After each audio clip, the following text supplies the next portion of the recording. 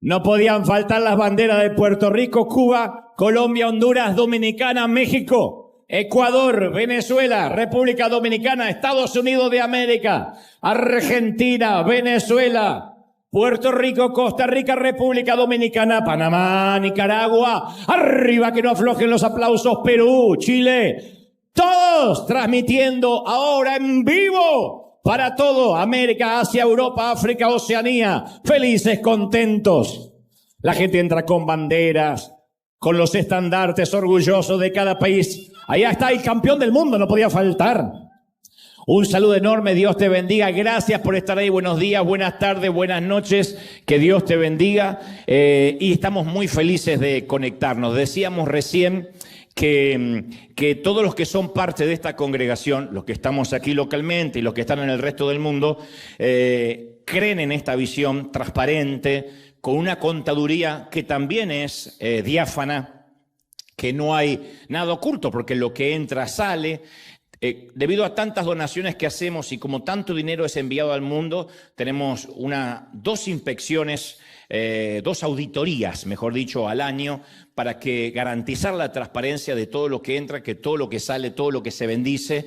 Entonces, como somos una non-profit, uno puede decir, no queremos tener las auditorías. Nosotros las solicitamos de manera adrede. Les pedimos que haya dos auditorías para que no haya nunca duda de la transparencia de cómo se manejan los fondos de River, para que siempre, a través de los años, tengamos la certeza, la seguridad que nuestra semilla es en buena tierra. Dios bendice al que da con alegría. Ahí termina nuestra responsabilidad. Pero si además le agregamos la responsabilidad de que es buena tierra, concienzuda, responsable, somos doblemente bendecidos. Y yo quería esperar este momento de estar conectados para volver a repasar que la cantidad de dinero que se ha podido enviar desde el 2020, que ya llevamos, ¿cuánto? Si está la placa por ahí, tenemos 46 millones, me parece, sí, 46 millones de dólares a todo el mundo. Esa es tu siembra, esa es tu semilla. Gracias por sembrar. Alguien tiene que celebrar más que eso, es mucho.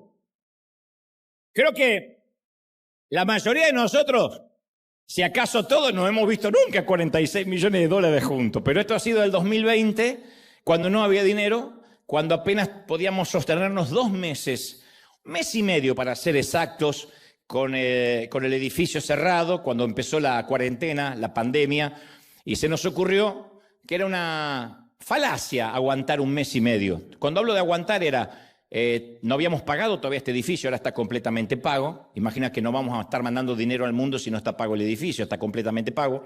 Pero en ese entonces habíamos terminado de pagarle al banco por el arena, nos aguantaba para pagar los salarios del personal de planta básico y lo que sentimos de corazón fue retirar todo el dinero del banco y empezar a comprar comida, con el riesgo de que el gobernador, en ese entonces, el querido gobernador de California, amenazaba con meter preso a la gente que andaba por la calle, donde había muchísimas restricciones, pero dijimos, el hambre no espera.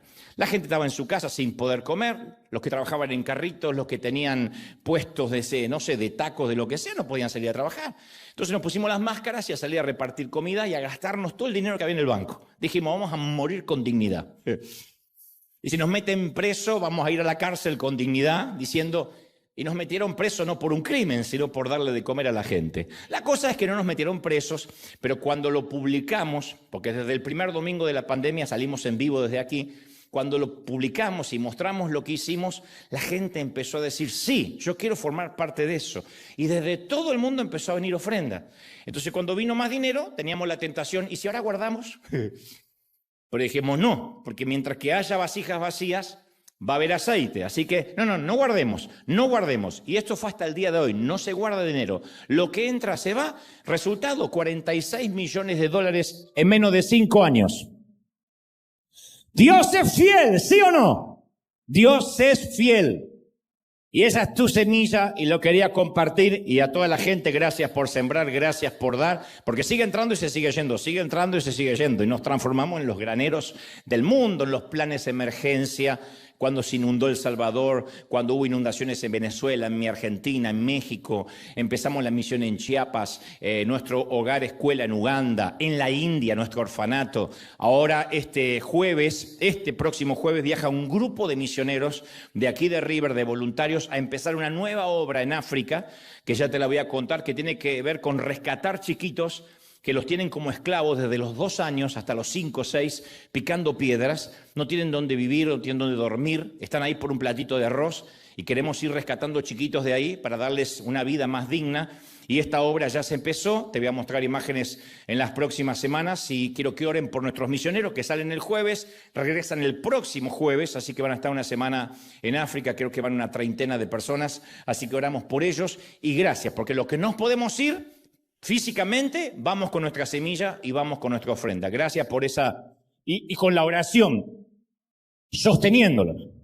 Bueno, y por mi parte acabo de venir como siempre, cada 8 días yo me voy, vivo medio año en Argentina y medio año acá, así que acabo de venir de 2 estados, 2 provincias de la Argentina que están esperando verse ahí en este pequeño vídeo. Se llama Jujuy y es bien el norte, casi pegado a Bolivia, y Tucumán, que es casi el centro del país, y estuvimos en estas 2 conferencias con lleno total, estaban vendidas hace meses y fue maravilloso. Esto es Presidente Argentina, Jujuy y Tucumán.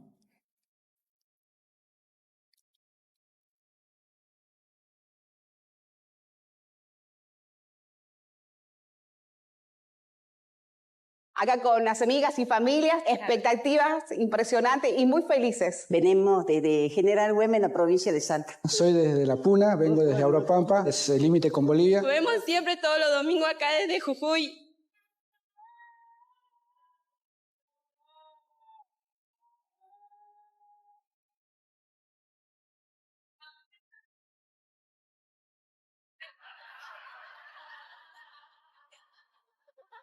Gracias Dante, gracias a todo tu equipo, la pasamos hermoso, nos hemos reído. Muchísimas gracias a todos.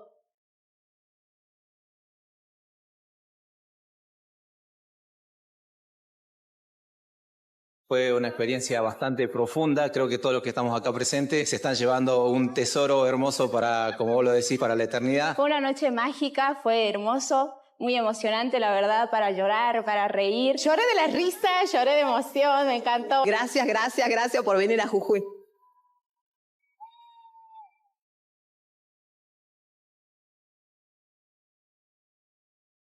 Totalmente agradecida de que te tenemos acá en Tucumán. Felices de poder Muy estar acá. felices, así que con muchas expectativas, Dante.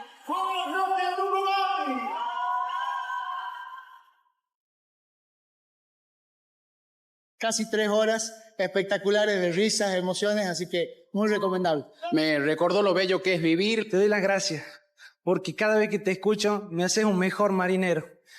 Y un marinero jamás abandona su barca. No se lo pierdan porque llega al corazón, llega al alma, llega a esos lugares a donde hace falta hoy por hoy.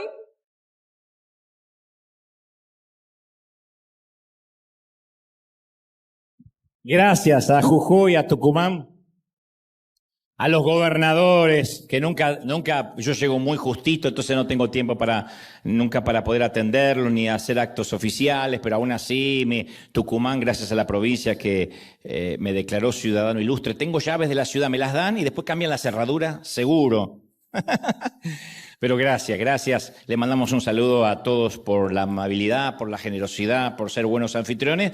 Y bueno, dentro de 8 días de una semana voy a estar en Salta y Santiago del Estero, que son otras 2 hermosas provincias de mi Argentina. Pero ahora estamos aquí en California, en Anaheim, en la calle Broadway, para que Dios nos hable, nos bendiga. Gracias por prestarme tus oídos. Los que tengan celulares los ponemos en modo avión, tengan a bien para que no haya distracción, especialmente los que tienen ringtone donde aparece cantando Michael Jackson y distraen a todo el mundo.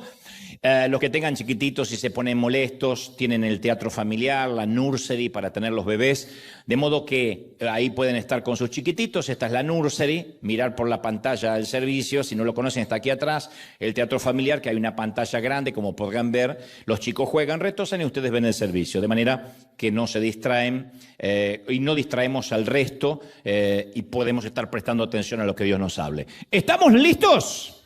Muy bien, voy a transmitirte entonces lo que creo Dios me dijo que te diga.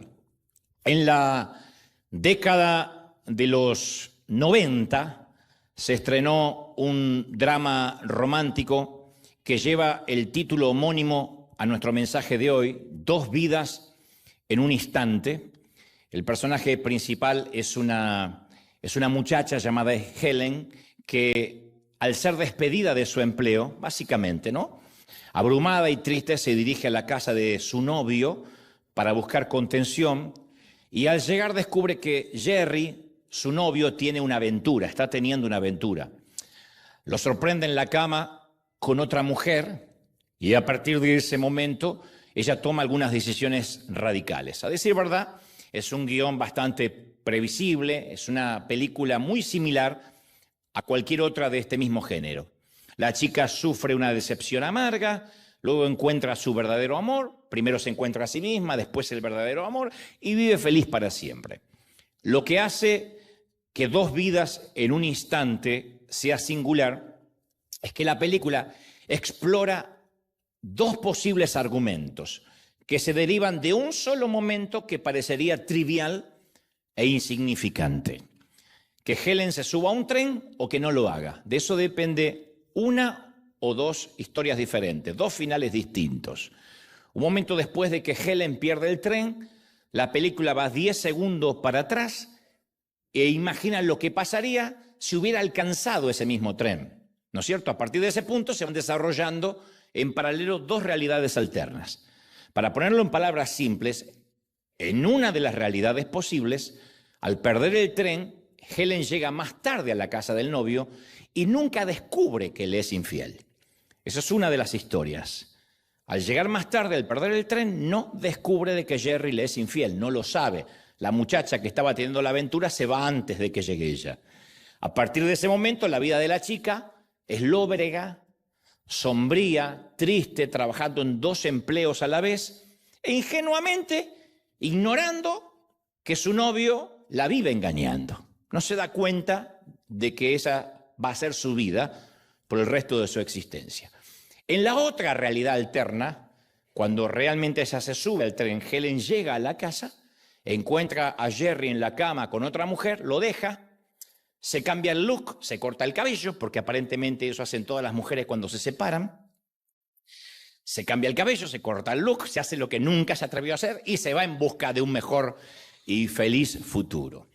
El punto es que la película presenta una fantasía que todos alguna vez hemos soñado, la vida que pudimos haber vivido, la realidad alterna, el otro universo paralelo que pudo haber sido, lo que creímos que sería la vida y lo que resultó ser, para bien o para mal.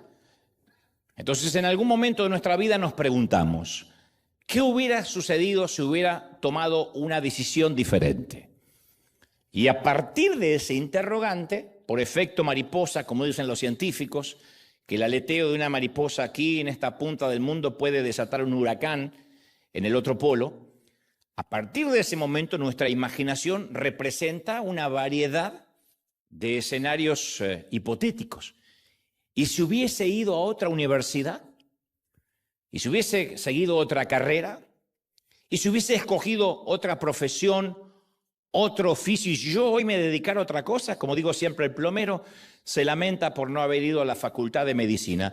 Y el médico se lamenta por no haber sido plomero, que le gustaba más que la medicina, pero lo hizo por los padres, por lo que sea.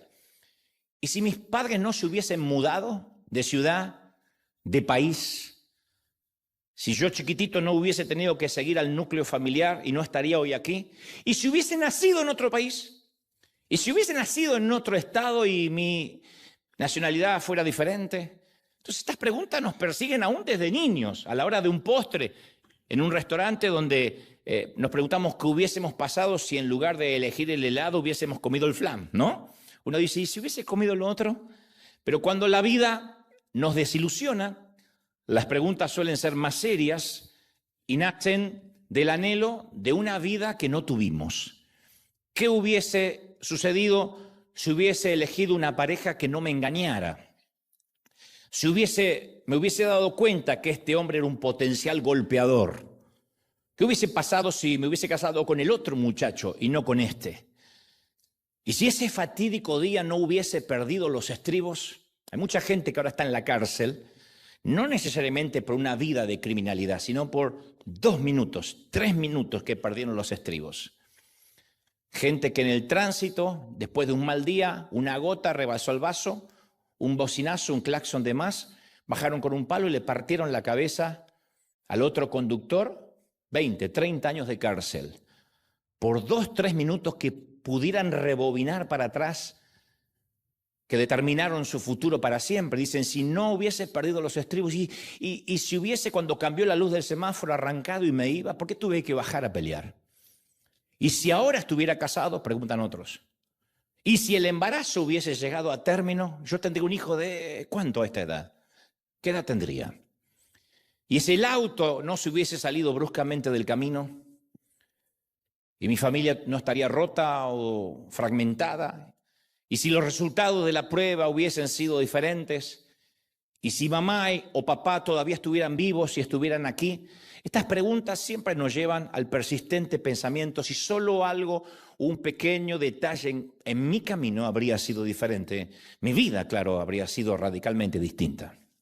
No importa si sentimos remordimiento por un fracaso pasado o soñamos con un presente diferente, pero los universos alternativos siempre nacen de la insatisfacción de nuestra vida presente. Decimos, estoy viviendo esto porque en aquel entonces no tomé esa bifurcación, no doblé la curva del camino o seguí derecho, o sí doblé.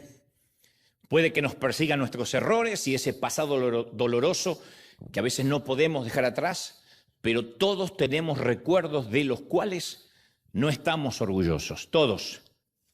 Formas de ser, incongruencias y grietas en nuestro carácter. Todos. No necesariamente teníamos que haber pasado por un asesinato o golpear a alguien en la cabeza para no sentirnos orgullosos de lo que hicimos. Palabras duras de las que quisiéramos poder retractarnos. De allí el gran remordimiento. ¿Cómo quisiera tener la juventud de los 20, pero la cabeza que tengo ahora, o no? ¿Cómo quisiera tener el cuerpo de los 30, pero la sabiduría que tengo ahora a los 60, dicen otros? Relaciones rotas que hubiésemos manejado de forma diferente, que hoy manejaríamos de manera distinta. Aprendimos a callarnos más, aprendimos a tolerar, a elegir las batallas. Cuando uno es joven quiere pelearse con todo y todos, contra todo el sistema, y uno reniega por todo, y uno se da cuenta que hay batallas que hay que elegirlas, que hay ocasiones que incluso ni vale la pena discutir con necios, porque no están interesados en nuestra opinión, solo están interesados en llevarnos la contraria, no están escuchando ni el eco de nuestra voz. Pero eso uno lo aprende con la edad. Momentos de egoísmo que hirieron a alguien profundamente y decimos, ¿cómo yo era tan egoísta? Entonces todos tenemos esos remordimientos en lo profundo del corazón que inconscientemente terminan influyendo en nuestro comportamiento presente. Hace algunos años atrás, varios, yo conocí a un hombre que predicó gran parte de su vida. Él servía a la juventud, era carismático, buen líder, buen léxico, buena presentación, tenía buena pinta, como decimos en mi país. Y los adolescentes se le pegaban como a moscas, tenía un carisma innato. Y en cierta ocasión estábamos en un café y me confirmó o me confesó que estaba dispuesto a abandonar su misión, su ministerio. Y me dijo, yo ya no puedo vivir más una doble vida. Yo pensé cualquier cosa. Ahora, cuando me dijo doble vida, era obvio que cuando dijo doble vida, no era que por las noches se vestía de Batman y salía a combatir el crimen, obviamente, ¿no? Añadió y dijo, estoy harto de vivir en la vergüenza y la hipocresía de lo que hice en el pasado, no me lo puedo sacar. Y acto seguido me contó, primera vez que se lo contaba a alguien, que cuando era más joven había sido muy activo sexualmente y había dejado embarazada a una muchacha. Y que él estaba tan abrumado y asustado que la persuadió para abortar, y lo consiguió. Y este era un secreto que había llevado con él durante décadas. No se lo había contado a nadie ni a sus padres y la culpa era atroz, insoportable. Y recuerdo que le pregunté, ¿y crees que Dios te perdonó ¿O crees que todavía Él cuelga ese error sobre tu cabeza? Porque si te perdono de todo. Pero en aquel momento entendí, en ese diálogo, que gran parte de lo que este muchacho hacía con su vida era una manera de compensar su pasado. Su motivación era compensar el error. Aunque su servicio era sincero, no era un hipócrita, su servicio era sincero, me consta, su motivación, su gasolina, era una combinación compleja de remordimiento y carga. Él pensaba, si yo ayudo a algunos jóvenes a evitar los errores que yo cometí, quizás pueda deshacerme de mi propia culpa y de mi vergüenza. O sea, él mismo estaba autocumpliendo una sentencia que se había autoimpuesto. Pero cuando Dios perdona, perdona, no te impone una sentencia a cumplir. No hay penitencias de parte de Dios. Las penitencias vienen de la religión organizada, no de parte de la gracia divina. No hay penitencias. Es gracia que nos libera de toda culpa y nos quita todo dolor y todo lo que hayamos hecho en el pasado. Él tenía la penitencia o se la había autoimpuesto. Y por esa razón parecía que el hombre nunca descansaba. Nada de lo que hacía era suficiente para intentar equilibrar su remordimiento. Y aunque era cristiano, su propia voz interna lo condenaba. Es como que escuchaba una voz que le decía, no solo le quitaste la vida a un bebé, le arruinaste la vida a una muchacha, y ni siquiera ahora puedes ayudar a los demás jóvenes a que no lo hagan. Se sentía una culpa atroz. Ni hablar cuando en su grupo alguien cometía un error o dejaba embarazada a una muchacha como él o había un aborto. Él se sentía que fallaba otra vez. Entonces la carga de la culpa y el remordimiento era demasiado pesada.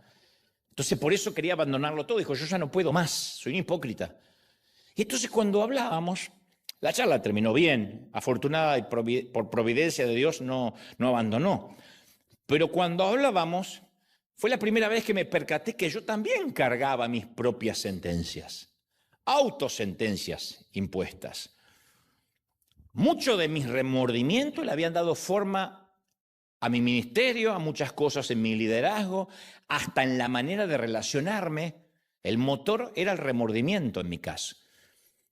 Puede que el remordimiento sea un motivador apropiado que nos conduzca al arrepentimiento. Primero el remordimiento y después, ¡puf!, nos dobla las rodillas y nos arrepentimos. Pero el remordimiento es un pésimo motivador que nunca se sacia cuando se trata de buenas obras. Nunca equilibramos. Es como querer calmar la sed con agua salada. Cuando servimos a Dios o servimos a la gente, formamos pareja, hasta tenemos hijos por remordimiento, vamos a terminar quemados, estresados, porque nunca sabremos cuándo es suficiente. Es una culpa que nunca se paga, es una hipoteca que no se termina de pagar, porque es un mortgage emocional, una hipoteca emocional. No hay tasa de intercambio, no hay punto de negociación que pueda calcular cuánto servicio a Dios alcanza para pagar nuestros errores. Eso es el legalismo por excelencia. El legalismo proviene de la culpa. Me siento tan culpable de lo que hice que yo tengo que pagarlo con buenas obras. Y en el medio el Señor nos dice, sí, pero tus pecados fueron perdonados. Yo te perdoné en la cruz por los pecados que hiciste, por lo que estás haciendo y por lo que ibas a hacer. Pero no lo entendemos cuando la culpa nos susurra, no. A ti la sangre no te va a limpiar. Lo que hiciste es demasiado feo y tienes que compensarlo haciendo para Dios en lugar de estando con Dios. Eso es ver la vida de manera kármica, que todo es un karma, que todo se paga. Yo creo en la ley de la siembra y la cosecha, pero también creo que pecado que es confrontado con la sangre de Cristo, pecado que desaparece para siempre de nuestra vida y del cielo. Ahora, cuando uno vive la vida de manera karmática, uno dice, bueno, si me equivoqué, yo me merezco el horno de fuego.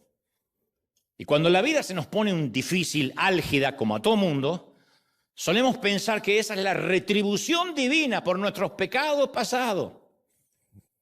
Aun cuando nuestros hijos cometen errores, en el fondo decimos, bueno, él no lo sabe, pero Dios sabe que yo era peor que él cuando era joven. Y entonces nos subimos a esa ruedita del hámster, ¿no? Que no nos lleva a ninguna parte, pero que a diario nos susurra, Dios no te va a bendecir hasta tanto compenses todo lo malo que hiciste en la vida. ¿Y cuánto hace falta? ¿Cuánta compensación falta para que nos sintamos libres? No existe tanta compensación. Por eso los fariseos cumplían 613 leyes y aún así no lograban agradar a Dios. Pero es que a veces tratamos de probar que somos dignos de la bendición por nuestra propia fuerza de voluntad. Y eso agota. Probarle a Dios que somos dignos de salvación agota, porque no somos dignos de salvación. Nacimos, fuimos creados en pecado, procreados en pecado, y por gracia y misericordia divina estamos aquí, no lo olvidemos. Es la gracia la que nos sostiene, la gracia la que nos trae aquí, y la gracia de que nos lleva hasta el cielo, ¿sí o no? Pero a veces concluimos que nuestros errores nos definen para siempre, y que nuestra única esperanza, ¿qué es? Y no volver a fallar. Mi única esperanza de que Dios me ame es que no vuelva a fallar. Imagínate si ese es el parámetro que sentimos cuando volvemos a fallar. Entonces esto puede desencadenar algo todavía peor, la pasividad. El darse por vencido como mi amigo. No, yo ya no lucho más, me dijo. Me cansé de ser hipócrita. Si no hubiese hablado conmigo y hubiese hablado con otro, quizá le decía, es cierto. Deja de servir a Dios, deja de tocar las cosas santas y arregla tu vida. Y en ese arreglo de la vida no vuelve más. Porque no puede arreglar solo su vida. Entonces esa pasividad se ve cuando hay mamis y papis que no asumen la responsabilidad de disciplinar a sus hijos debido a sus matrimonios fracasados. Cuando hay personas que se divorcian, cargan con el divorcio una culpa. Entonces, cuando le toca estar con sus hijos, la semana que les toca lo llenan de regalos, de cositas lindas, lo consienten en todo, pero por la culpa. Creen que como cometieron errores, no tienen la autoridad para enseñarle integridad a sus hijos. Dice, ¿qué le voy a decir a mis hijos si mi hijo sabe que yo fracasé? Ni te cuento el causante del divorcio, si es que tuvo un tema de adulterio, lo que sea, siente que pierde toda autoridad para disciplinar a los hijos. Porque hay hijos que llevan la cuenta, dicen, ¿qué me vienes a decir si yo te vi? Sí, pero eso no te quita tu responsabilidad como hijo y mi responsabilidad como padre. Que yo me haya equivocado como padre no me quita la autoridad para disciplinarte y enseñarte integridad. Ya bastante con un bobo que se equivocó para que tener otro bobo en la familia. Entonces, el remordimiento a veces enmudece a ciertos padres, los entumece, no les permite hablar. Mamis o mamás que tuvieron un fracaso matrimonial terminan siendo amigas de sus hijas porque no se sienten con autoridad para ser madre. Pero yo quiero que te grabes esto para siempre. Tu propósito en Dios, mi propósito en Dios, nuestro propósito no es compensar nuestro pasado. Segunda de Corintios 5:17, Pablo dice, de modo que si alguno está en Cristo, nueva criatura es. Las cosas viejas pasaron y aquí Dios hace todas las cosas nuevas. ¿Alguien lo cree, sí o no? Las cosas viejas pasaron, no están. Esa es nuestra identidad. Salmo 103:12 dice, así como está lejos el oriente del occidente, así Dios hizo alejar de nosotros nuestros pecados y rebeliones. O sea, nuestros errores y nosotros somos antagónicos, estamos en polos opuestos. Dios se olvidó y se olvidó de que se olvidó. Por eso dice la Biblia que los arroja al fondo del océano. Y Dios nunca los quita de ahí. Pasa que hay hermanos con ministerio de buzo que van a buscar, pero Dios no. Un segundo tipo de remordimiento ya no es por el pasado roto, sino por un pasado que nos pareció maravilloso. Eso también trae un remordimiento. A veces ese sentimiento se disfraza de nostalgia. Y esa nostalgia es muy diferente a una palabra maravillosa hebrea que descubrí esta semana que se llama dayenu. Así como suena dayenu. Dayenu se traduce en hebreo como fue suficiente, bastó. Lo cantan los judíos cuando celebran, es una frase usada por los hebreos que significa lo mínimo que haya hecho Dios ya es suficiente para justificar nuestra gratitud. Dayenu. Dayenu es levantarse en la mañana y ver que uno puede pararse sobre sus extremidades. Dayenu. Va al baño y notar que uno puede todavía orinar solo. Dayenu. Tener la providencia de tener un café. Dayenu. Tu esposa dice, mamá, no va a venir esta Navidad. Dayenu. Israel siempre proclamaba Dayenu porque recordaba cómo los había librado de Egipto. El Salmo 136:10 dice, nos sacó con mano fuerte porque para siempre es su misericordia. Está lleno de salmos así. Eso es un Dayenu. Estamos felices que tenemos vida. Lo mínimo es suficiente gratificación. Pero luego en el desierto se le fue el Dayenu a los israelitas y le vino la nostalgia. Y empezaron a recordar el cuadro del pasado, pero de manera diferente, ya no con agradecimiento. Éxodo 16:2 dice que dijeron, y toda la congregación de los hijos de Israel murmuraron contra Moisés mientras dijeron, ojalá hubiésemos muerto por la mano de Jehová en la tierra de Egipto, porque ahí nos sentábamos frente a las ollas de carne, comíamos hasta saciarnos. Se cree, dicen los teólogos, que era carne argentina y por eso tanta nostalgia. No hubiesen hecho eso por una pupusa ni por burritos. Nos sentamos junto a las ollas de carne argentina, pero nos sacaste, Moisés, a este desierto para que muramos. Eso no es un Dayenu. En su nostalgia pensaron que la esclavitud de Egipto era preferible o la anteponían a la libertad en el desierto con Dios. Y en vez de notar que ya no eran esclavos, que eran libres, recordaban con nostalgia las ollas de carne que comían en Egipto, el ajo y las cebollas. Y eso nos suele pasar a menudo. Editamos nuestros recuerdos del pasado y nos quedamos solos con las cosas buenas. Así hacían nuestros abuelos. Está bien, es un recurso neurológico editar las partes malas y quedarse con las buenas para no sufrir. El problema es cuando nos empezamos a creer que el pasado todo fue cosas buenas. Porque el pasado de Egipto, de Israel en Egipto no era comer carne en la mañana, cebolla al mediodía, a la noche ravioles, no era eso, era van a pagar con su sangre, sus hijos, sus nietos, sus bisnietos van a ser esclavos. A cambio le damos comida, pero ¿qué es la comida cuando pierdes la libertad? Serían felices los presos que comen todos los días. Pero a veces nosotros editamos el pasado para que todo nos parezca bueno y después ya ni son recuerdos de los recuerdos. Recuerdo de los recuerdos y romantizamos ese pasado dorado cuando nuestros cuerpos eran más aptos. Yo a tu edad dormía 1 hora cada mes. Recordamos cuando nuestro amor era más puro. Cuando la iglesia era más santa, antes no había tanto pecado, cantamos aquellos viejos signos. Mentira, aquella santa congregación de nuestra infancia estaba infestada de chisme y de pecado, igual que ahora. No, pero me acuerdo que éramos una congregación pequeña y nos amábamos y se chusmeaban también. Se sabían los calzones del otro, ¿o no? Pero yo recuerdo lo que era ese tiempo. Es un recuerdo del recuerdo. Pero comenzamos a comparar nuestra vida actual con nuestras versiones nostálgicas reconstruidas y empezamos a decir, no, en mis tiempos éramos más sanos. Yo le digo a mi hijo que no se case, recién cumplió los 40, no, es un niño. Y tu hijo te dice, pero mamá, te casaste a los 19, pero éramos más maduros. Tu abuela más maduro. Tenía 19 hoy, mañana y siempre. Éramos más santos. Otra mentira, pecábamos menos por falta de recursos, nada más.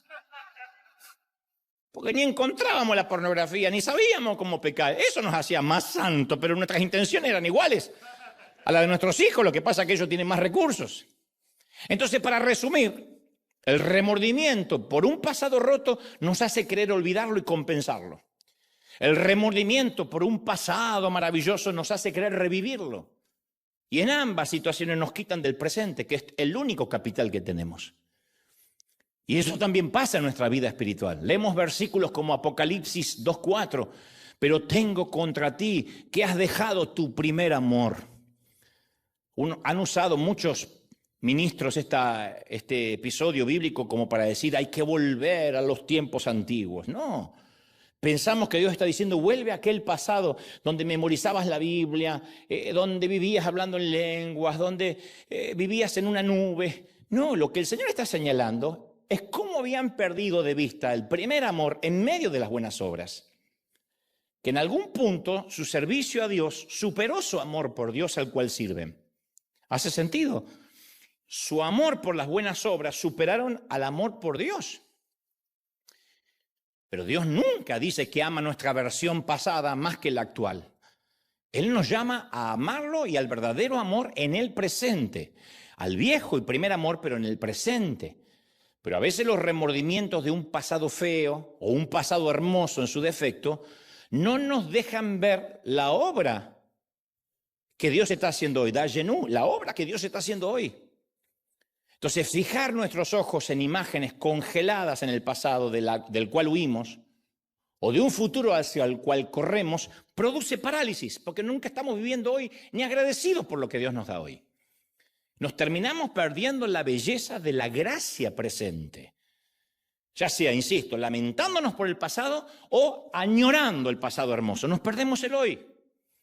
Todo lo que hoy por gracia tenemos, los que vivimos en la Unión Americana, los que vivimos en los Estados Unidos, mucho más agradecidos deberíamos estar que los que están en América Latina, porque mínimamente tenemos seguridad comparado con tantos países nuestros.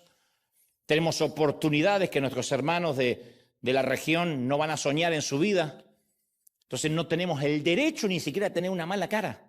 Y tú podrías decir, sí, pero la vida no me trató bien y tengo una enfermedad. Aún así, si estás aquí y entendiendo lo que estoy diciendo, da llenú por tu cerebro. Gloria a Dios que podemos entender, ¿o no? Pero hay un remordimiento más, que es más abrumador que los anteriores. Es difícil de identificar este tercer remordimiento. Uno es, insisto, repasando, el remordimiento por el pasado doloroso, del cual nos avergüenza. Otro es el remordimiento por el pasado hermoso, que quisiéramos revivir. Y el tercero es el remordimiento que yo le llamo el remordimiento de la fantasía. Los remordimientos del pasado, rotos o hermosos, dorados, aunque estén distorsionados en nuestra mente, tienen que ver con eventos reales. Pero los remordimientos de la fantasía son imaginarios. Es cuando en la vida sentimos que creemos que deberíamos estar viviendo otra vida, otra cosa. Como que nos merecemos otra vida. Es imaginaria, pero creemos que nos merecemos esa otra vida. La madre estresada piensa, bueno, si yo tuviera más tiempo con mis hijos, yo sé que serían más obedientes, pero tengo que salir a trabajar, por eso no los puedo educar bien. Dame más tiempo y voy a ser una buena madre. Mi vida sería diferente si yo no tuviera tantas premuras económicas. Otra dama piensa, bueno, si yo perdiera algunas libritas, algunos kilitos, yo sé que mi estima estaría mucho más sana y estaría más segura de mí misma y por eso compartiría más el evangelio. O sea, las libras no le permiten testificar. Otro dice, no, a ver, si yo estuviese casado, yo sé que todo sería mucho más fácil para mí. No sería tentado, tendría a alguien que esté en mi equipo. Otro dice, no, yo no puedo ser santo porque no soy viudo. Si yo fuera viudo, o si yo fuera soltero todavía, sería una vida más fácil para mí. Entonces los remordimientos de la fantasía crecen en las semillas de lo que vemos a nuestro alrededor. Se alimentan de la comparación. A mí me sorprende mucho la gente que tiene esas vidas de fantasía. Yo digo, ¿y por qué? Y encima las redes sociales no ayudan en nada. Porque siempre vemos gente que nos muestra una vida que nosotros parece que nunca vamos a tener. Te estás comiendo tu humilde pupusa, tu sencillo taquito, y tu amiga en Pinterest te muestra fotos de sus comidas orgánicas y exóticas. Entonces a ti apenas te alcanzó el día para comer de parado en un carrito, un burrito así, seguir trabajando, y esta empezó a las 7 de la mañana con hierbas al vapor.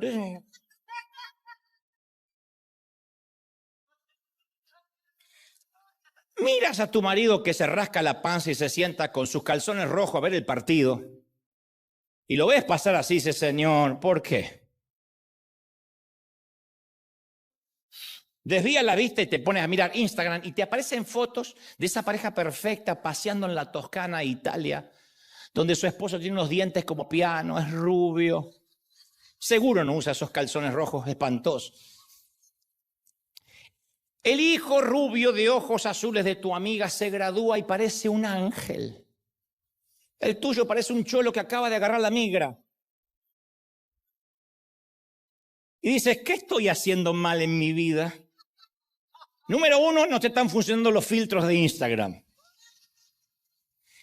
Pero ahí es precisamente cuando los psicólogos dicen que emerge nuestro impostor, nuestro falso yo, la persona que creemos ser, pero que en el fondo sabemos que no somos. Y ahí vivimos la realidad alterna, la otra vida de fantasía. Porque en realidad ese impostor que todos tenemos vive manteniendo nuestra fachada para asegurarnos que nadie vea nuestro verdadero yo. Y la fuerza de empuje, la energía o la gasolina es nuestro temor a ser descubiertos. ¿Y sabés qué es lo peor de este síndrome? Porque si solo fuera vendo una fantasía, lo hacen muchos actores, lo hacen muchas estrellas de Hollywood, que venden una fantasía. No digo que está bien, pero no sería del todo nocivo. Lo peor de esto es que primero comenzamos mostrando una fachada a los demás. Es verdad, nadie pone una foto en las redes cuando recién se levanta, con los ojos hinchados, con los pelos parados, sentado en el trono blanco. Nadie va a poner, bueno, algunos sí, pero la mayoría no. Le hacemos creer a los demás que somos lo que en realidad no somos. Hasta ahí hasta puedo entenderlo. Hay algo de hedonismo, de esteticismo, de hedonismo y de un montón de cosas que tienen que ver con esto es lo que quiero mostrar. Pero en segundo lugar, nosotros terminamos comprando lo que vendemos. Y en un momento creemos que somos eso. Nos creemos que somos lo que no somos. Pero lo tercero, que es aún peor, empezamos a creer que Dios mismo también ama a ese impostor. Por eso hay tanto fingimiento en la iglesia. Porque armamos una figura de consumo público y después creemos que Dios también ama a esa figura de consumo público. Por eso hay tanta gente que puede mantener una doble vida, ministrar, predicar, porque cree que Dios ama a ese impostor en lugar de la persona real, y Dios nunca va a bendecir una mala construcción. Ese impostor es el que trata de compensar, de ocultar el pasado. Si podemos mostrarle al mundo lo bien que me va ahora, nadie se va a dar cuenta de mi pasado roto. Entonces podemos vivir tratando de fingir que logramos más de lo que logramos en realidad. Y hacemos todo lo que sea necesario para vivir la vida que creemos que nos merecemos, aunque tengamos que fingirlo. Hay gente que finge ser espiritual. No porque sea un hipócrita, satánico, diabólico, porque como no puede ser espiritual, lo finge. Como no puede llorar, hace que llora. Como nunca sintió el fuego de Dios, dice que lo siente. Lo hace porque no se quiere quedar fuera. La tragedia de todo esto es que nunca vamos a alcanzar esa vida que soñamos, porque la que tenemos es imaginaria. Y Dios no bendice vidas imaginarias. ¿Cómo sabemos si vivimos a la sombra de nuestro impostor? Y bueno, algo práctico, esto no es psicológico, ni mucho menos, ni científico, pero yo me di cuenta que uno de los síntomas que puede mostrarnos que vivimos fingiendo es cuando usamos mucho la frase a estas alturas. A estas alturas yo ya tendría que haber recibido el aumento hace rato, dando la impresión de que si no recibí el aumento o la promoción es culpa del sistema. Yo a estas alturas ya me lo merezco. A estas alturas, mira lo que te digo, tendría que estar casada y con 4 hijos. Está soltera la flaca, pero tendría que estar casada con 4 hijos. A estas alturas yo ya debería tener mi propia casa. A estas alturas yo ya no tendría que estar luchando más con ese pecado ni con esa debilidad. Y la conclusión es que mi verdad impostora es mucho mejor. Entonces yo te voy a preguntar algo. ¿Quién dice que a estas alturas ya deberíamos vivir otra vida? ¿Quién? Porque la única persona que compara nuestro verdadero yo con nuestro yo imaginario somos nosotros mismos. Nosotros mismos nos subimos la vara. ¿Quién nos dice dónde deberíamos estar ahora? A estas alturas yo ya tendría que ser legal. ¿Quién lo dice? ¿Quién establece nuestra línea de crecimiento?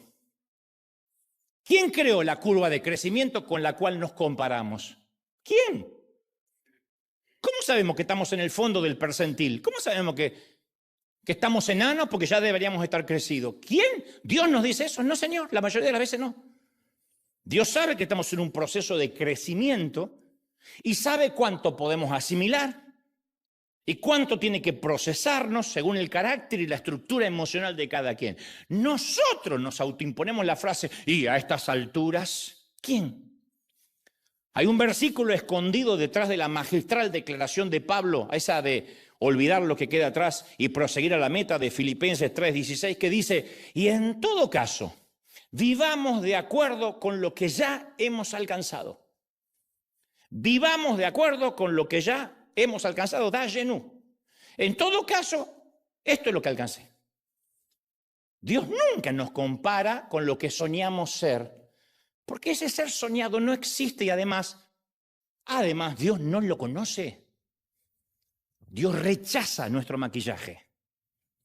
Dios no tolera nuestras cirugías. Dios, hablando metafóricamente, Dios no tolera nuestras fajas reductoras de grasa y andamos así contra la realidad. Dios sabe que no somos eso. Dios sabe que no somos eso.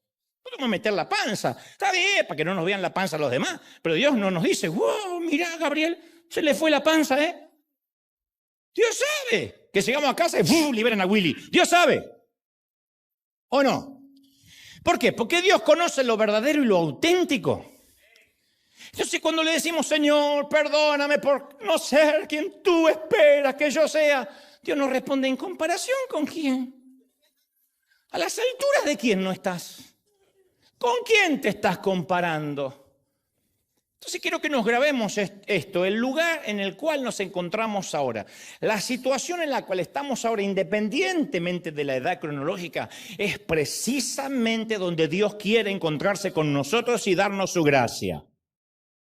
¿Lo recibimos? Es profundo, ¿eh? Nunca Dios nos compara con nuestro yo imaginario, nunca. En todo caso nos compara con Cristo. Él no dice, tienes que crecer como ese yo imaginario que muestras en Instagram. Él dice, tenemos que crecer conforme a la estatura de la plenitud de Cristo. Y Él sabe que solo para crecer como Cristo es a través de la gracia del Espíritu Santo. No hay otra manera, no hay otra forma. Esa es nuestra medida. Bueno, hasta aquí hemos braceado por aguas profundas.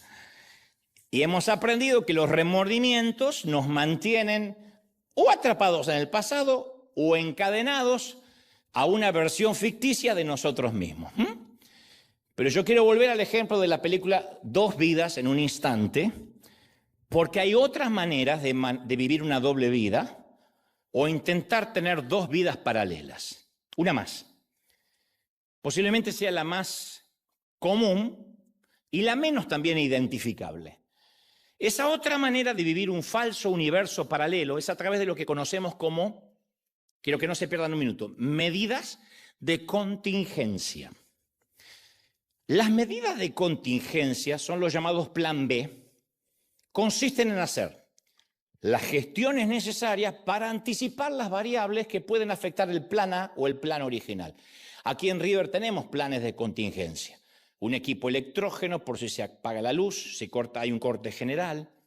Tenemos planes de contingencia para salir por las salidas, valga la redundancia, por las puertas de emergencia en el caso de un infortunio. O sea, si el escenario original cambia, el plan adopta lo que se llama medidas de contingencia. No está mal intrínsecamente en sí mismo. Los eventos al aire libre, que dependen del buen clima, tienen fechas alternativas en caso de lluvia. Las escuelas tienen planes de cierre en caso de incendio o una alarma de cualquier otra cosa. Los grupos de turistas tienen lugares de reunión, puntos de encuentro en el caso de que alguien se separe del grupo. Accionan, no reaccionan. Si alguien se pierde, acuérdese que nos encontramos en la plaza. Las contingencias son partes de la vida diaria. No todo sale como lo planificado muy temprano por la mañana. Sé que están pensando, ¿y hay algo de malo en eso? ¿Hay algo malo en tener un plan B? ¿No denota eso responsabilidad? Sí, exacto, es responsabilidad. Los planes de contingencia, insisto, no son malos en sí mismos. Pero sutilmente puede que en lugar de que vivamos una sola vida, siempre estemos pensando en esa segunda versión de la vida. La vida que estoy viviendo y el plan de contingencia. Eso divide nuestra energía. Sirve para las puertas de salida, sirve para encontrarnos si alguien se pierde en el grupo turístico, pero no sirve para vivir cotidianamente. Sé que me están mirando diciendo, ¿dónde vas? Déjenme avanzar. Una cosa es un plan de contingencia y otra muy distinta es querer controlarlo todo. Si esto no sale, tengo esto y tengo esto y tengo esto. En realidad estamos viviendo 4 vidas a la vez. Estar preparados es la regla de los que hacen planes de contingencia. Hasta tratan de justificarlo como responsabilidad, pero sin embargo muchos están tratando de controlar y en esencia están jugando el papel de Dios. Quieren que todo esté bajo control y nada se salga de lo que planificaron. Hay mucha gente así. No acá porque vienen al otro servicio, pero hay mucha gente así. En su sermón más famoso, Jesús en la montaña, habló de nuestra tendencia a hacer planes por si acaso. Le dijo a sus discípulos en Mateo 6:25, no se preocupen por su vida, ni que comerán, ni que beberán. No les estaba instando a no trabajen, sean vagos, vivan de los planes del gobierno. No estaba diciendo eso. Dijo, no se preocupen por lo que van a comer, ni por su cuerpo, ni cómo se vestirán. No tiene más valor la vida que la comida, el cuerpo y la ropa. Entonces, al igual que los remordimientos de fantasía, los por si acaso o por las dudas, en mi país dicen por si las moscas, también viven en un mundo imaginario. Yo conozco gente tan controladora que tienen planes de contingencia para los planes de contingencia. Y como no están dispuestos a aceptar la posibilidad de un fracaso, se aferran a los planes de contingencia, a los planes B. Y tratan de controlar sus vidas. Y lo que es peor, tratan de controlar la vida de todo el entorno que les rodea. Hay mamás controladoras, hay papás controladores, hay hijos controladores, hay suegras super, ultra, mega, archi, mega controladoras. Pero esos planes de contingencia nunca vienen solos. El resultado es una preocupación neurótica, corazones llenos de ansiedad. ¿Y si pasa esto? ¿Y si pasa lo otro? Hay gente que no puede disfrutar su vida real, no puede decir, ¡Dayenu, qué lindo que hoy estoy desayunando! Porque viven pensando en lo que podría pasar. Hay gente que hoy decidió no congregarse porque podría pasar que Trump envía sus huestes aquí. ¿Hasta cuándo no se van a congregar? ¿Hasta cuándo se van a encerrar en un baño? Son los que, por ejemplo, viajan por 2 días y se llevan 9 maletas. 2 días, 9 maletas. Y no importa qué tan grandes sean esas maletas, son del tamaño de un mamut, así. Están llenas hasta arriba, porque no los llenan de ropa útil, los llenan de por si acaso. Otra es una maleta por las dudas y otro por si lo llego a necesitar. Por si llego a necesitar lo que acá no necesito, por si hace falta, por qué sé yo, y no está de más. Y otra más que dice, lo que abunda no daña, y se van llevando. Van por 2 días, se llevan 5 pijamas, 2 días, 5 pijamas. ¿Qué va a ser una cura de sueño? 5 pijamas, 14 camisetas, 9 sombreros. Viajan a Miami en verano y llevan 8 suéteres de invierno por si cambia. 3 bufandas, 4 pares de botas, 2 paraguas. Estando en la casa usan el mismo calzón toda la semana. Viajan, llevan 54 calzones para 2 días. Dicho sea de paso, cuando regresan con las 9 maletas, tampoco les cierran ninguna porque trae más cosas de las que llevaron. Y otra vez, por si acaso, por si las moscas, le roban la gratitud de la gracia de Dios de estar vivo en el presente. No se puede tener planes de contingencia para todo. Entonces, cuando imaginan cómo la vida podría irse a la deriva o salirse de sus cauces, tratan de cubrir todos los frentes manteniendo el control. Y eso desgasta, eso agota. No tenemos el control de nuestra vida, no lo tenemos. ¿De verdad tenemos que recordar otra vez la pandemia para darnos cuenta que no tenemos ni el control de nuestra salud? Gente que iba al gimnasio todos los días se murió porque no podía respirar. No tenemos el control de nuestra vida. Por mucho que nos afanemos, no podemos agregar 1 hora a nuestra existencia, dijo Jesús. Por cierto, aunque este síndrome no es patrimonio de una raza en particular, hay que reconocer que esto de planes de contingencia es una costumbre muy gringa. Pero a veces a los que vivimos acá se nos va pegando de a poquito. El americano, el anglo promedio, siempre está preparado para todo. En sus garajes tienen de todo, menos el auto que lo estacionan afuera. Tienen latas de conserva, bidones de agua para sobrevivir a una nueva pandemia, a un tsunami, a un terremoto, a un huracán, a un tornado, a una invasión china, rusa o alienígena. Ellos están preparados para todo. Hasta tienen arma en el caso de tener que matar a algún zombie. Ellos tienen arma. Este pánico se vio con claridad durante el principio de la cuarentena. Hagamos memoria. Apenas los noticieros hablaron de los cierres, desapareció el papel higiénico de los mercados. Hasta el día de hoy es un misterio. Se llevaban el papel higiénico como si fueran máscaras de oxígeno. Yo creo que pensaron, si vienen los jinetes del apocalipsis que nos encuentran sentados en el baño. No sé. Los estantes de los papeles higiénicos estaban vacíos. Yo vi a una mujer ocultar 2 rollos de papel como si ocultara barriles de petróleo, así, se los llevaba así. Gente inteligente, llenas de miedo, sucumbiendo al pánico de comprar artículos por si acaso.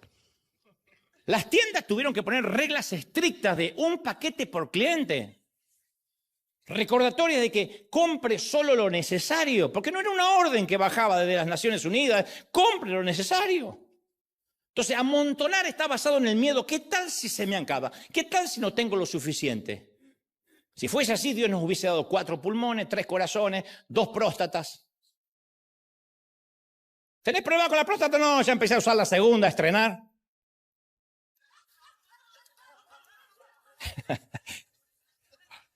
¿O no? Pero Dios nos dice, Dios, todo lo que tiene en nuestro cuerpo tiene una economía creativa. Dios nos entrega un cuerpo estrenado y dice, cuídalo, no tienes otro, no hay repuestos.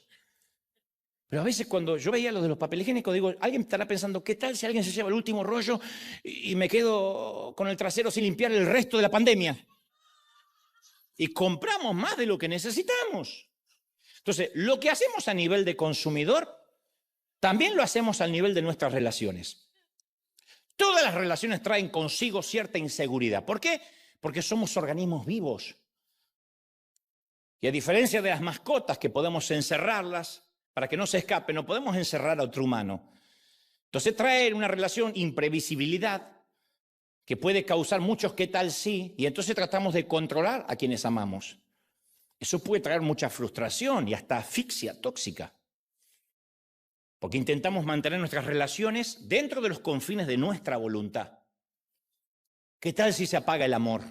¿Qué tal si se enamora de otra persona? Pero a pesar de nuestros intentos por controlar la vida, Dios tiene que recordarnos que ni de eso tenemos el control. La vida sucede, la vida nos pasa. Uno tiene que hacer lo mejor de sí mismo y uno no puede controlar el resto. Yo sé cómo sufren los pastores que quieren controlar la santidad de la congregación. No, tenemos que enseñar, no controlar a nadie. Yo veo a los pastores amargados, muchos de ellos empezaron como yo y hoy están amargados, con úlceras, pelados, no eran pelados, se pelaron del estrés. Y yo le digo, ¿por qué te preocupas? No, yo le digo, ¿por qué te preocupas si la iglesia no es tuya? Y me dice, pero qué liberar, así cualquiera es pastor. Y sí, cualquiera es pastor. Es simplemente enseñar la palabra de Dios, traer el menú de la cocina a la mesa. El chef es él, uno es el camarero, el cartero. ¿Por qué cargarse? Y aquella hermana, aquella tiene cara de que se está acostando con el otro. Tiene cara de acostada. ¿Qué? Uno se vuelve loco, no puede ser FBI. Por eso se enferman. Porque tratan de controlar a la congregación. ¿Y a dónde va? Y que a ti te vi en las redes sociales que te fuiste a otra congregación y tú estás escuchando la alabanza de otra iglesia. ¡Y! La cantidad de pastores que le prohibían no vean a Dante Gebel porque es nocivo. ¿Sabes que la gente que decide ver lo que quiere ver en Netflix le va a preguntar al pastor qué ver en YouTube? Entonces la vida nunca permanece dentro de los parámetros de nuestros planes originales. Y tenemos que confiar en el único capaz de proteger aquello que tenemos miedo a perder, que es Dios. Él es el único que lo va a proteger, que nos lo va a cuidar. Y cuando se trata de nuestros planes de contingencia, tenemos que recordarnos las palabras de Jesús en Lucas 17:33. Todo el que procure salvar su vida la perderá. El que la pierda o el que esté dispuesto a perderla la va a salvar. Pero somos controladores por instinto. Hay padres y madres que son papás helicópteros que sobrevuelan a sus hijos. El hijo está ahí y pasa todo.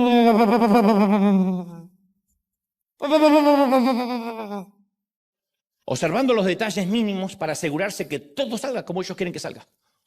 Yo sé que algunos están pensando, Pero yo quiero lo mejor para mis hijos, y es verdad. Las buenas intenciones no están sujetas a debate, no estoy debatiendo eso. No estoy diciendo hay malas intenciones. Estoy hablando de las actitudes tóxicas. En el afán de que nada se salga de nuestras manos, hay padres que interfieren en todo, desde las decisiones académicas hasta las laborales. No estoy hablando de chiquititos, estoy hablando de cuando ya son muchachos, muchachas. Incluso se meten padres en las decisiones amorosas, de manera que invaden continuamente su espacio que debería ser personal. Le dicen con quién tienen que salir, no te puedes enamorar de esa, no me traigas a ese muchacho a casa. Lo van a hacer igual. El no respetar el derecho a la privacidad de sus hijos son padres que suelen ser traficantes de culpa, que recurren a técnicas de manipulación para poder ejercer su dominio. Mi mamá era Putin, era una terrorista. Mi mamá tiraba bombas así, al que le cayera, le cayera. Cuando me muera, va a ser demasiado tarde, voy a estar fría, decía. Algún día me vas a tener en la tumba y te vas a tener que arrepentir. Y era traficante de culpa, mi mamá. Narco. No droga, culpa. Y yo te digo algo, no se puede criar a los hijos con un plan de contingencia. No resulta. Nuestros hijos, número uno, no son nuestra propiedad. Es una falacia. Mis hijos. No, mucho menos son una extensión nuestra. Son seres independientes, no son clones. Que Dios nos los presta por 18 años. Y luego ellos deciden qué hacer con sus vidas. No es que es mi hijo y como tiene 35 años, aunque sea él no sabe y yo se lo voy a decir. Y ahí cuando las suegras hacen de suegra, los suegros hacen de suegro, tenemos una ventana de 18 años para darle bases y fundamentos. Por eso digo siempre, es una oportunidad única. Después ellos decidirán qué hacer con esas bases. Los padres somos apenas como Moisés, los preparamos para una tierra que posiblemente nosotros no vamos a conocer. Entonces los preparamos para que tengan los estudios que no tenemos, los títulos que no tenemos, eso es noble. Pero querer manejarles la vida como si su vida fuera un Nintendo, un juego de Legos, un PlayStation, no se puede. Por eso pregunto, ¿cómo reaccionamos como padres cuando nuestro plan se ve amenazado? ¿Respondemos con flexibilidad o nos ajustamos? Y decimos, bueno, sí, es mi hijo, lo parimos nosotros, pero tiene su propia personalidad, o no tenías la tuya. Porque nosotros nos olvidamos que fuimos hijos. Y que nuestros padres nos decían, voy a hacer mi vida, y nos pegamos nuestros propios trancazos. Y cuanto más trancazo nos pegamos, menos trancazo queremos que tengan nuestros hijos. Los padres más radicales, más exigentes, son los que fueron más vagos de jóvenes. Y tienen razón, saben en lo que el hijo se está metiendo, pasó por eso. Pero eso no va a hacer que este hijo sea perfecto porque yo ya lo pasé. Va a tener que enfrentar sus propios desafíos. ¿Cómo somos? ¿Flexibles o agarramos el timón con fuerza para mantener el rumbo original y no montamos un escándalo si no se hace a nuestra manera? De a poco nuestros hijos van a hacerlo a su manera. Tarde o temprano les va a caer la moneda de las bases, de lo que aprendieron, pero generalmente eso llega cuando la mayoría ya no está en casa, a otros les llega cuando los padres ni siquiera están vivos. Yo hoy me doy cuenta de cosas que decía mi mamá que yo le debatí toda la vida. Y ella me decía, cuando estés del otro lado del mostrador, te vas a dar cuenta. Yo pasé del otro lado del mostrador y no me di cuenta. Hasta ahora, que digo, entonces ella sufría de esta forma. Con razón no dormía hasta que yo no ponía la llave a las 2, 3 de la madrugada. Y ahí decía, recién ahí me puedo dormir. Yo le decía, yo soy grande, tengo 21 años. ¡Oh, qué grande que era! Y mamá decía, es que yo no puedo dormir. Yo decía, ¿por qué no duerme? Ahora que yo no duermo, la entiendo también. Entonces, otra manera de controlarlo todo es cuando alguien de la familia se enferma. Los que tienen un sesgo a controlar todo, aman los planes de contingencia. ¿Qué hacen apenas alguien de la familia se enferma, ellos mismos u otros? Se tranquilizan, oran. Como ya tienen 5 hijos, dicen, no, esto es rutina, me calmo. ¿Confían en Dios y creen que todo estará bien? No, buscan Google. Y escriben, ¿qué significa que mi nene está con fiebre? que no le baja, tiene diarrea y salpullido en la piel y la cara roja. Y el padre que trae, y la cara roja, poné la cara roja, también la cara roja, sí, la cara roja. ¿Qué respuesta te da el motor de búsqueda? ¿Alguna vez te apareció algo? No te preocupes, madre. Es un resfriado, dale un caldo que se bañe, santo remedio. ¿Alguna vez Google te dijo eso? No, te llena de información. Porque si no estaba lo suficientemente preocupado, te terminarás de preocupar. Y te dice, observe si el niño tiene fatiga, pérdida de peso. Sí, yo lo veo más flaco. Cambios en la piel, llagas, cambios intestinales, tos persistente, diarrea, dolor al tragar, llagas, dolor de panza. Todo indica que podría ser un cáncer terminal y le quedan 48 horas de vida. A partir de ese momento se te hace un nudo en el estómago. Y ese link tiene otro link que te lleva a otro peor, porque no mejora eso. Un artículo te lleva a otro artículo más sombrío y te presenta todo tipo de vidas paralelas, de escenarios probables. Entonces respiras y escribes qué puede hacerle bajar la fiebre, pero que no sea cáncer. ¿Qué le está provocando la fiebre? Que no sea cáncer. Y Google piensa, ok, tenemos un controlador preocupado que quiere evitar en el cáncer, pero podemos preocuparlo con algo peor. Y Google te dice, si no te trata de cáncer, podría tratarse de cardiopatía isquémica. ¿Lo qué? Ay, bruto, cardiopatía isquémica. Un accidente cerebrovascular, una enfermedad pulmonar obstructiva, infecciones del sistema respiratorio inferior y no descarte el cáncer de tráquea y bronquios. Más clics haces, más te abrumas por la cantidad de información que tienes y tu imaginación empieza a correr desbocada porque ahora tienes más escenarios tenebrosos que considerar de los que tenías al principio.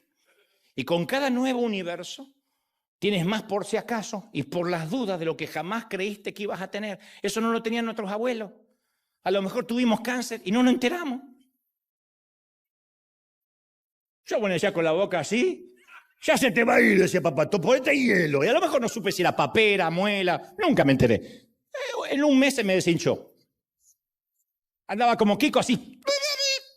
Y un día, ¿te pensás que mi papá se preocupó? No llevaba al perro a la veterinaria, me lo iba a llevar al hijo al hospital, no se preocupaba. Hasta que das con una página que dice, es posible que la fiebre baje con una dosis apropiada de acetaminofén. Y ahí sientes alivio, ay, bueno, porque recuerdas que tienes una cajita de esa droga en la nevera.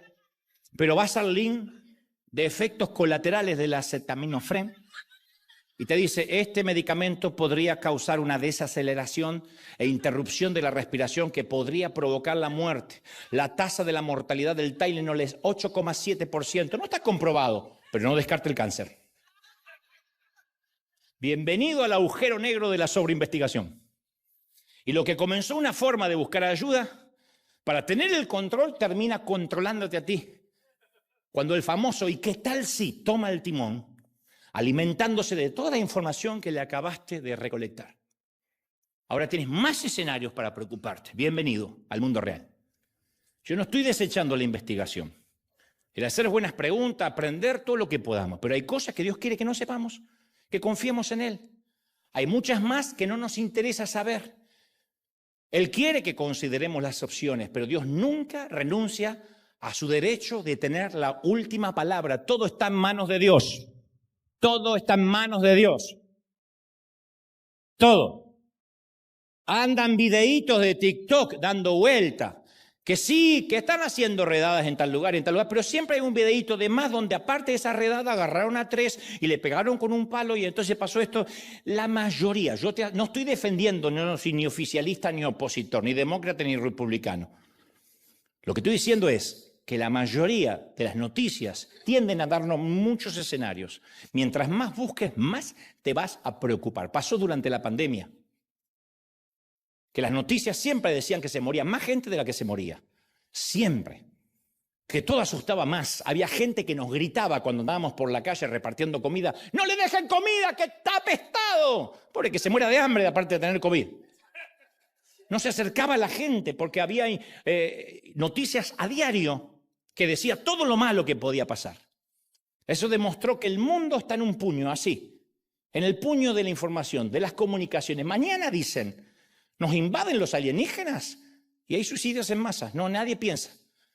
Nadie ve las bajadas de las noticias, nadie se fija si la fuente es fidedigna, porque la gente ya no lee más los periódicos, ni el Washington Post, ni el Herald, ni CNN. La gente se informa por TikTok, por un imbécil que como no tiene nada que hacer, sube un videito con inteligencia artificial.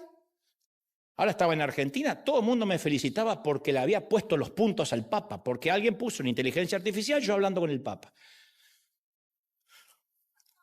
Qué bien que le dijiste eso antes de morir. Nadie se puso a fijar que ese no soy yo, está más viejo.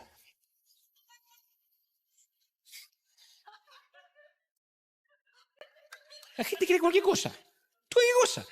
Agarra mi voz, la ponen en tal cosa. ¡Ay, lo que dijo! Nadie se fue. A ver si esto es verdad. Así. Lo vi en TikTok. Lo dijeron. ¿Dónde? En internet. ¿Quién lo dijo en internet? El mismo que te dice que tu hijo por una fiebre tiene cáncer, es el mismo que te dice que mañana mismo van a entrar en tu casa al escuadrón SWAT y van a matar a toda tu familia porque eso es lo que está haciendo Trump. Matando. Dicen que mata. ¿Quién lo dice? Y todo eso lleva a algo más trágico. Ya no confiamos en Dios. Nuestra confianza no está puesta en la roca sólida, sino en las noticias de TikTok. Y vivimos una vida alterna. Así que para finalizar, permíteme conectar los puntos. Al igual que la película Dos vidas en un instante, no podemos estar en dos universos paralelos a la vez. El remordimiento de la vida que pudimos haber vivido o aquello que pudo haber sido no es real. Como te dije, nuestro propósito no es compensar nuestro pasado.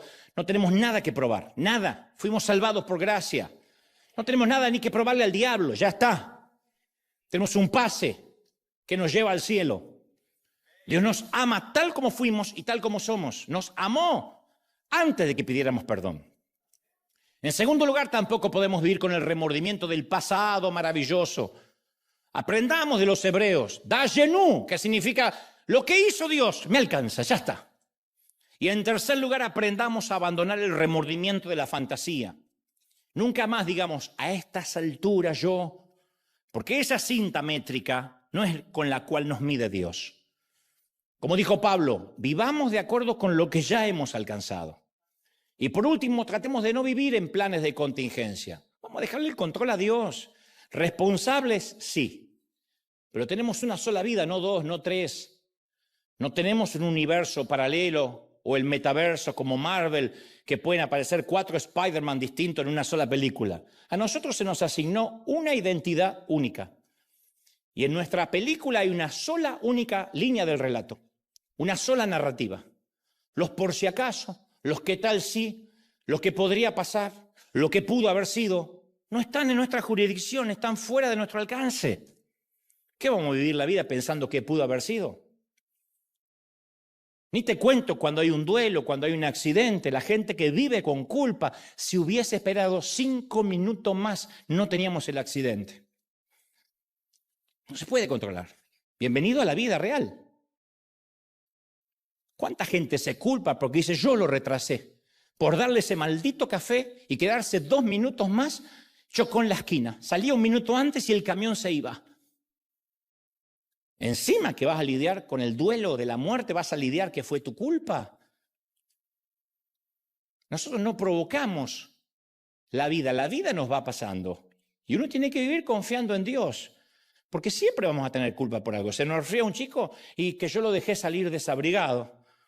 No llegamos a tiempo al hospital y es que yo estaba trabajando, cuando ya le vi la fiebre llevaba 2 horas. La culpa siempre va a estar ahí esperando ponerte más carga de lo que ya la vida te dio. Entonces, aunque todos tenemos nuestros planes, siempre tendrán imperfecciones los planes. Y van a abundar las inseguridades.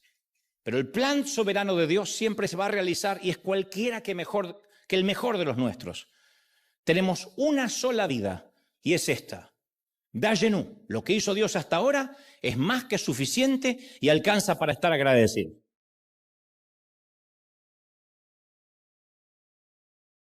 Vamos a darle un aplauso grande al Señor que ha hablado esta mañana. ¡Bendito sea Dios!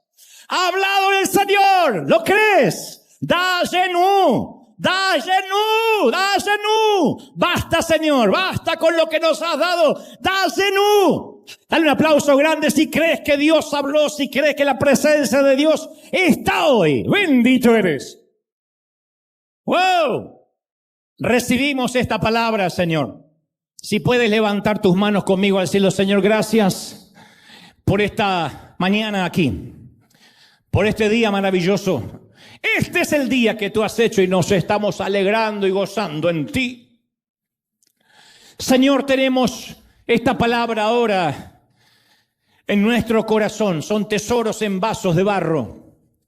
Yo te ruego que cada palabra pueda proyectarse más allá de nuestra propia vida y llegue a nuestros hijos y a los hijos de nuestros hijos y nos das la dicha de la longevidad. Bendícenos para que cada mañana nos levantemos con un espíritu de agradecimiento y lleguemos a la cama con cansancio, pero mucho más agradecimiento todavía. Que aprendamos a ver la vida como es la vida que tenemos. Hicimos lo que pudimos. Y aún muchos tomamos decisiones, pero creímos que en aquel entonces era una buena idea. Y tú bendices lo auténtico. Si creímos que era una buena idea, es autenticidad. Algunos tomaron decisiones de jovencitos, errores, pecaron, se equivocaron, pero eras eso. Ni siquiera tu cerebro se había desarrollado lo suficiente. No te ofendas, pero ni siquiera nuestro cerebro cuando somos jovencitos o adolescentes está en su plenitud. Siguen creciendo las vías neuronales y esa neurogénesis hasta que se transforma en un cerebro adulto nos hace cometer cosas que no sabemos, responsabilidades que no sabemos que vamos a asumir, consecuencias que no calculamos. Pero aún así su gracia es abundante y así como cuando ves a tu niño caerse porque intenta caminar, lo sigues amando. Y cuando ves a tu niño adolescente haciendo boberías, lo sigues amando. Y cuando se hace grande y se equivoca más grande, lo sigues amando. Y aun cuando tu hijo con 60 años viene a llorar, tú le dices, sí, hijo, le tocas el cabello y lo ves como un niño porque lo sigues amando. ¿Cuánto más nuestro Padre? Que ve nuestros errores. No digas a estas alturas yo. No. A estas alturas estamos viviendo lo que teníamos que vivir. Hoy tenemos la vida que nos merecemos. Hoy tenemos la cara que nos merecemos. Hoy tenemos el carácter que Dios ha logrado formar y hasta donde hemos llegado. Mal o bien, hasta aquí llegamos. Y esto que somos se lo ponemos en las manos de Dios y decimos, Señor, esta es mi vida. Nunca es tarde. Nunca es tarde. Si puedes hacer algo con mi vida, hazlo ahora. Señor, toma mi nada y úsame. Oh, bendito eres. Todos los que puedan orar conmigo, oren y digan, Señor, entrego mi vida y mi corazón. Los que quieren recibir al Señor en su corazón, los que dicen, te recibo en mi vida, y están orando y haciendo esta oración aquí en el arena o en sus hogares, permitan que el Espíritu Santo traiga convicción de pecado. Qué diferente que es el remordimiento. Es convicción para arrepentirse y que esos pecados desaparezcan de la faz de la tierra, desaparezcan de nuestra mente y de la mente de Dios. He aquí yo hago nuevas todas las cosas. No traigáis a memoria las cosas pasadas. Tú no eres, yo no soy el resultado de nuestro ayer. Somos lo que hoy somos por gracia divina. Somos lo que seremos en Él, en su mano providente. Y recibimos esta palabra hoy para cambiar nuestro paradigma, nuestra mente, nuestra forma de mirar y observar la vida. Te exaltamos, Rey de Reyes. Te adoramos.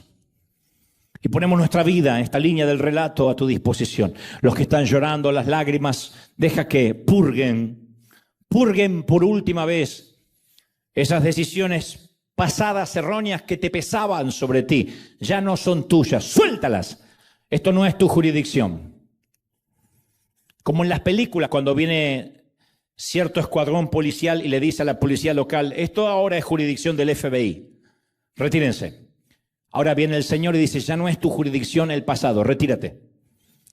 Yo me hago responsable por tus pecados. Yo pagué por ellos en la cruz del Calvario. No los traigas a memoria, abandónalos.